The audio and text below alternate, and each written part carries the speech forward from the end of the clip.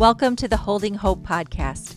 My name is Pam Orr, and I am the Executive Director for Fellowship Housing, a nonprofit that empowers single moms. The Holding Hope podcast is a space for courageous single moms to share their journeys. Through their stories, we will explore the life-changing power of hope. Each of these women inspires me, and I know they will inspire you as well. I'm so glad you've decided to listen.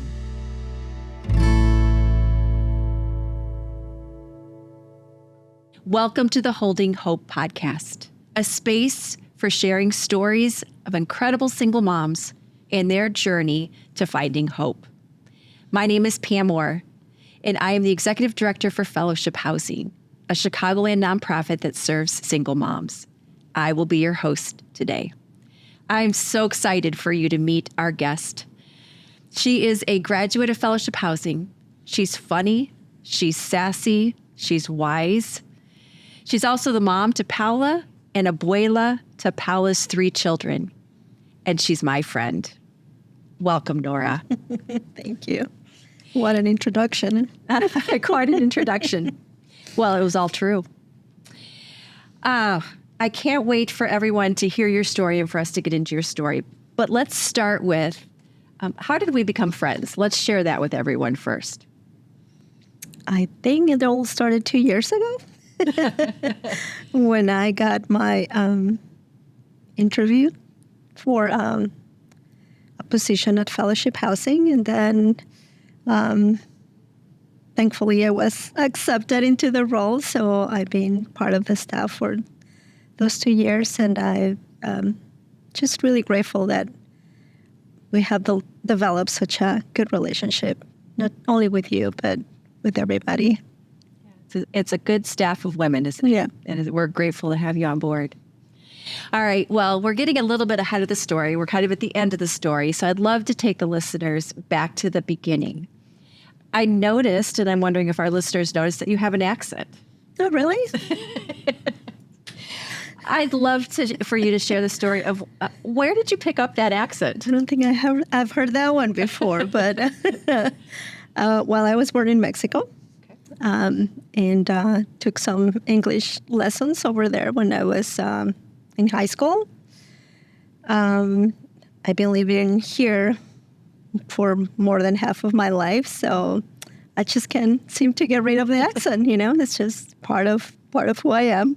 It's beautiful. I like it, so don't try to get rid of it. Tell me a little bit more about what it was like growing up in Mexico. I have great memories. I had a very great and loving and big family. My mom has 9 siblings, and my dad had 8 siblings. So we used to live next door to my paternal grandma, and her house was always full of just all of the family and cousins, and it didn't matter if it was school night. We would be outside playing and just being kids, and really fun. So then what brought you to the United States? Well, my mom and my dad separated when I was about 13 years old. And my mom then became a single mom. So I think I was around 16 or 17 when she was, kind of struggling to. I have 2 siblings, so she was single mom to 3. And at one point, she decided that she wanted to come to the U.S. She had some relatives here, and she wanted to try her luck and maybe pay off some debt, some bills. And we decided to just, come with her and join her, and that's how I ended up here. How you ended up here. We were talking earlier, and you shared this idea of coming to the United States and the chasing of the American dream, but that's not always quite the reality. Would you just talk a little bit about what it was like once you got here? What was life like for you? What were the challenges? What was What was good? What was hard? I guess it was hard to just try and fit in and adjust to a different culture. My dad was an engineer in Mexico, so we didn't have a lot of money, but I don't remember having any need, when I was growing up. So having that change to a high school teenager, taking that away from you and having to start pretty much all over again, it was an adjustment. I had to leave my friends, and being here for so many years, I kind of lost touch, of a lot of them, the ones that I grew up that we were really close with. So that's been an adjustment, and anyway, it was hard. It was hard to leave the rest of your family, leave all of them, just Christmases, holidays that you used to spend. You don't have that, here. So it was just kind of sad and hard at times. So you start to develop friendships, and those friends become your family. Yeah, I've got a picture of you as you were talking about your life growing up in Mexico, playing outside with all of the cousins and all of the family around, not only at holidays, but, Every day. like you said, every day. It didn't matter if it was a school night. And then moving to the Chicagoland area and being isolated and not having that support group around you. Yeah, when we rented an apartment here, we moved to Wheeling, Illinois, and we didn't really have any furniture or anything. So I remember we used to go to the nicer suburbs on trash days, so we could pick out, chairs or whatever people were getting rid of, just so we wouldn't have to spend, because, you're starting, you don't really make a lot of money. I think my first job here in the U.S. was at McDonald's. And being that I'm always a good eater, that's probably where my money went. Back to McDonald's. Big Mac. So good. All right. So bring me to the point where you met Paola's dad. How did that take place? At that time, I was working at plastic molding company in Northbrook. And he was, I forgot what it was called, but he was in charge of the designing or creating the molds for those parts that we manufactured. Designing the molds? Mm-hmm. Okay. So that's where we met. I was 19 at the time, 19 years old. Okay. And how did that relationship evolve? And at some point, you got married. So can you take your listeners a little bit on that journey? Yeah. So we just started talking at, lunchtime or whenever we would leave from work. Invited me out. We dated. We didn't really date for too long. He was really nice, really charming, really had all the nice things to say. And I thought we had a connection. So he asked me to get married. I said yes, without really listening to. I remember my brother wasn't really thrilled to the idea of me getting married so young, but I obviously knew better. And he didn't know anything, so we went ahead and got married. First here at the courthouse, and then a few months later in Mexico with the rest of it. So my whole family could attend. Okay. Mm-hmm. All right. When did Paola come along? Paola came along 3 years later. Okay. 3 years later, and we were just really happy. We were renting a one-bedroom apartment with her dad, and we were just really excited to welcome our first daughter. Okay. And then? Well, very early on, I noticed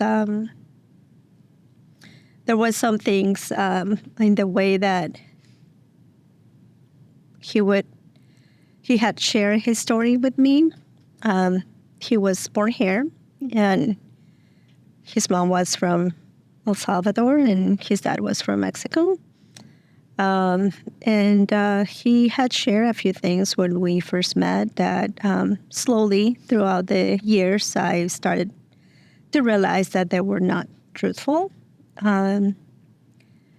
So I don't want to say that it was necessarily something that happened abruptly, but there were signs. There were little signs here and there that I kind of kept pushing aside. He would become really violent at times when things didn't go his way. He didn't hit me. He would, however, sometimes knock on, a hole or two at the wall or at the door. And so you really never knew how he was going to react sometimes. So a lot of the times I felt like I was walking on eggshells. We were married for almost 10 years, I think. And then we knew that things had been rocky, the relationship. I didn't have the same trust in him, and he always had a wandering eye. And then there was things that I would find or see or hear about, and we had a conversation with him. Well, when I had a little bit, I actually asked him to go to counseling, either separate or as a couple. He didn't want that. And at one point, he made me believe that he was actually seeking counseling on his own.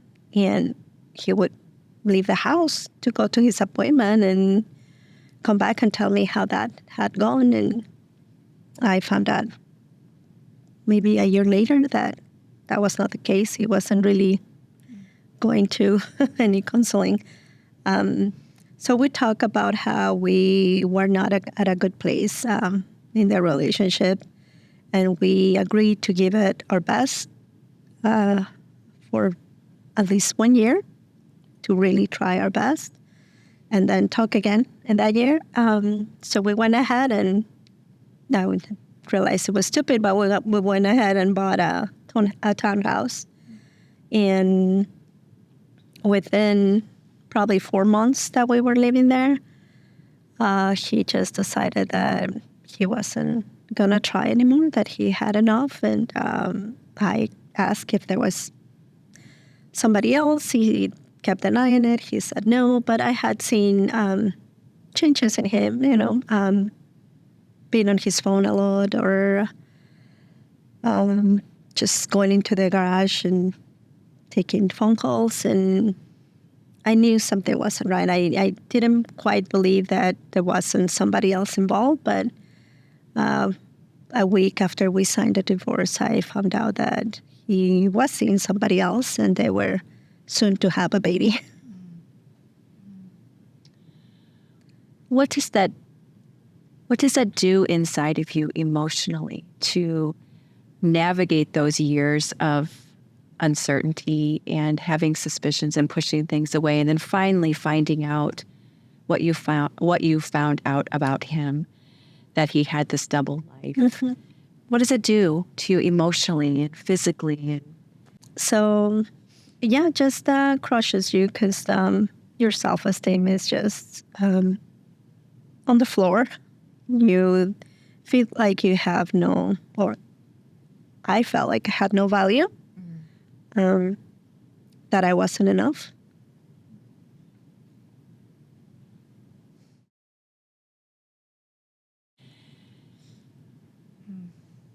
So then reality hits hard, I would assume. You've got this townhome.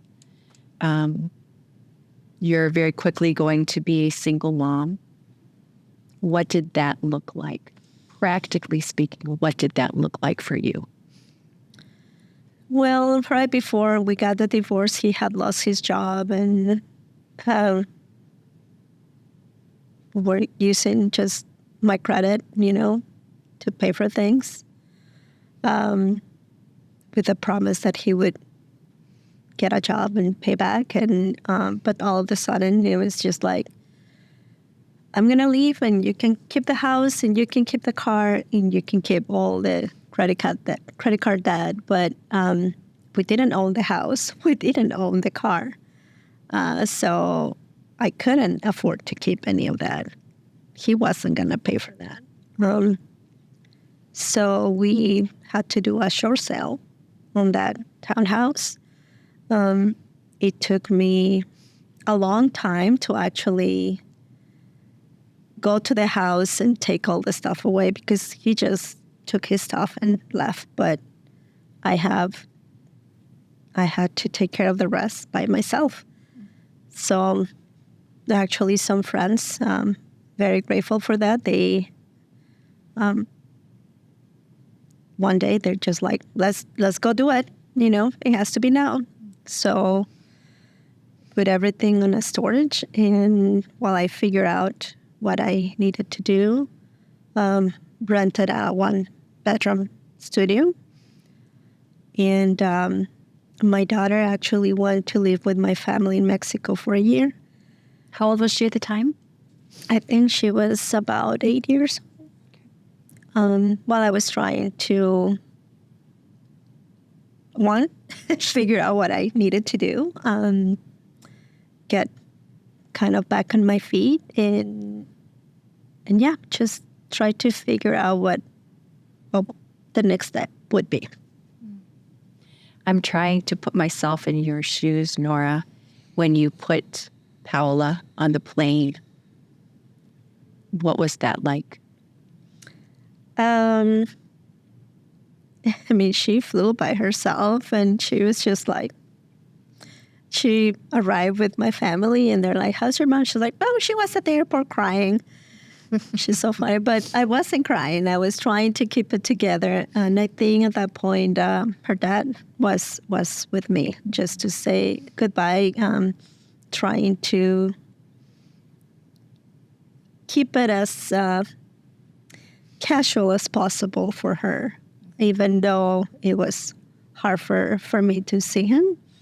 We tried to kind of maintain that, being civil with each other. So yeah, she went over there, and I decided I was going to go back to school. I did for a while. Went back to Harper College, but I went into interior design, which it was more that I could handle at the time. It was a lot of the projects were kind of hard, and so I didn't continue with that. In that year, I tried to pay out debt. I actually filed for bankruptcy. My car was repossessed because he didn't continue making the payments. He wasn't giving me child support. So at one point, I decided I was going to take him to court, which wasn't very well received by him, obviously. And because we had not settled an amount in the divorce papers, the judge couldn't make it retroactive. So he was forced to give me a little bit moving forward, but eventually those payments stopped coming too. And at this time, is your mom and your siblings, are they still living here in the States, or had... No, they actually went back. By the time Paola was born, my family was back in Mexico. Yeah. So you're here by yourself. Yeah. Is that how it felt? You said you had some friends that came alongside of you, but during that season, you've described to me that season before as just a dark hole.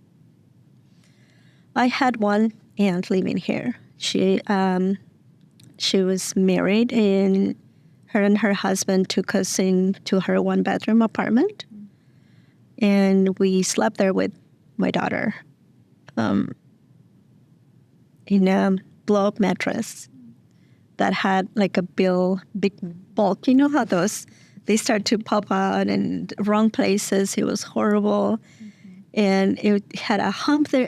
It was just, it was just bad. And we would pull her sofa to make room for the mattress every night. And both my daughter and I can't stand those clocks that go, because she had one in her living room. And it was, I don't know, I guess we associate that with that moment. I had mentioned that we had moved to a one-bedroom apartment, but when that became a little bit hard to afford, not a little bit, a lot harder to afford, that's when we moved in with my aunt. And when did Paola come back? You said she was in Mexico for a year with your family. What was the decision to bring her back? I mean, just it was time to have her back with you? It was time to have her back. I think at the beginning it was mostly so I could be more emotionally strong for her, even though the financial situation wasn't as good yet. Emotionally, I felt better and more prepared to be there for her and to be strong for her.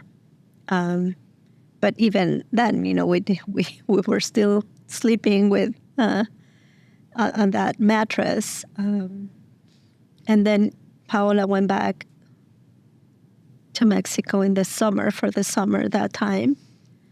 And that's when I found fellowship housing, but maybe I'm going ahead now, but. No, that's wonderful. Before we get to fellowship housing, I wanted surely you were receiving government support of some sort. Surely you were, as a new single mom, who had very little, I can imagine that you were receiving support in some way, shape, or form from the government. Is that correct? No. No, I didn't qualify for any financial assistance for the government. Apparently, I made too much, even though I was making under $20,000 a year back then. It was too much, and the child support wasn't really steady. So you're stuck in the middle a bit. You've got a full-time job, but you're making less than $20,000 a year. There's government assistance, but you don't qualify because you're, quote unquote, making too much. So you're kind of caught in the middle here. And so then that brings us to what came next. So how did you find fellowship housing? What was that process like for you? So when I was living with my aunt, I actually mentioned maybe we can rent a 2-bedroom apartment and move the 4 of us together. But I wanted something closer to Schaumburg, and they wanted to stay more closer to Norbrook. So at the end, it just didn't work out. So I was trying to see where I could find something that I could afford. And I remember writing a letter to Willow, asking if they knew of any places. And that's Willow Creek. Willow Creek, Church. yes. And I don't remember the person that responded to my letter, but he said that they didn't really know of any places, but they could offer me to take their financial class, and that they wouldn't charge me for it. So I did that. And then while going to Willow, I started to get connected to some groups, and one of them was Love Your Neighbor. And they were painting some apartments that summer that Paola was away. And I signed up for that. You signed up to serve others and I do signed up painting. to serve others, and it turned out to be painting apartments that as I was painting, I overheard someone saying that they would go to single moms. that were part of an organization called Fellowship Housing. So I immediately felt like my prayers were answered, and I said, God, that's exactly what I need. And then I hear someone say, yeah, but I hear they have a waiting list of 2 years. So I was just like, oh, no. But, I found out where they were located and submitted my application, and it was a fairly quick process. So they told me, we have an apartment, which we just have to get it, get it ready. We need to paint it. And I said, I'll paint it. And they're like, are you sure? Yeah, I'll paint it. That's okay with me. I'll paint it after work. So that's what I did. They gave me the keys, went to get some paint, and painted that apartment. So when Paola would come back, she could find a nice apartment. It was a 2-bedroom. It was small, but it was just perfect for us. So what was that time frame? Was it a full 2 years you had to wait? Nope. What was that time frame? And God was in there. It was just within 2 weeks. Wow. Yeah. They had one open, and they decided to give it to me. That's incredible. Mm-hmm. So when they handed you those keys to this apartment, what was going on inside of you? What were you feeling? Well, it had been at least a year of not knowing,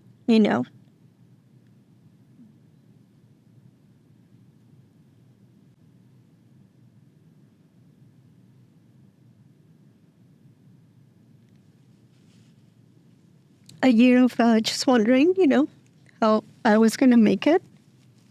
And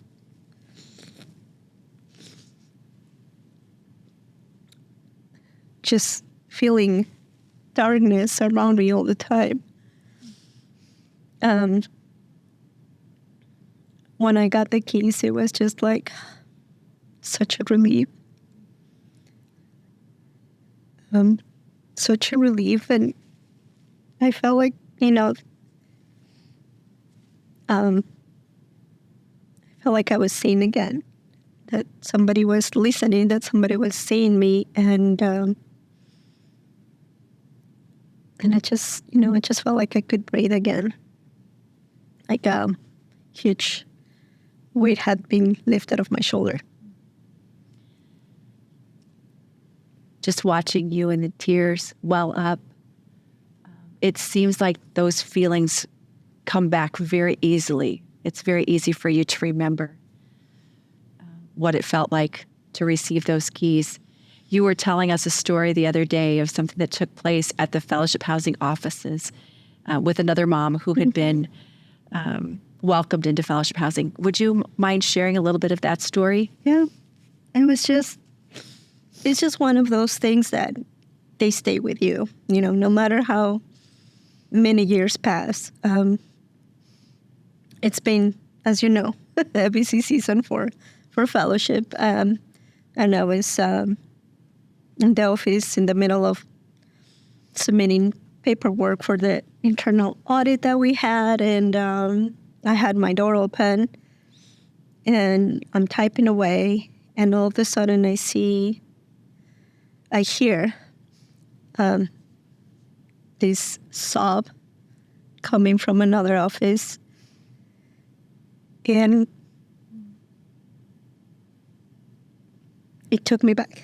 It took me back to that time where I felt that, It was a mixture of joy. It's hard to describe because it was just like a mixture of joy and that sob and a sense of relief, a sense of, the realization that you and your kids are going to be okay. It's so many things that I felt in that sob that it was a good reminder of it's okay that we're busy, It's okay that the days are crazy. It's okay that we're rushing this is why. This is why, and this is why we do it. Because I've been there, and I'm grateful for the life I have now. But there's still the need. The need is still there, and I don't know. It's just really struck a chord. Is that nice? Yeah, that is. Thank you for sharing that, Nora. So I'd love to talk through or have you share a little bit about what life is like now. But before we jump there, what were those 2 years at Fellowship Housing like for you and for Paola? They were an adjustment. I've never had to budget before. I didn't know how. And it was so nice to have someone to guide you and to show you this is why it's important. This is how you do it. This is why we're asking you to show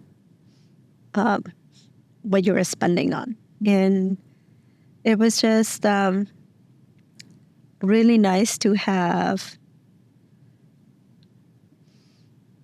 feel welcome, to feel like they care for you. They had events, and I remember I won a vacuum one day because they had like a raffle or something, and it was really nice. And Paola would enjoy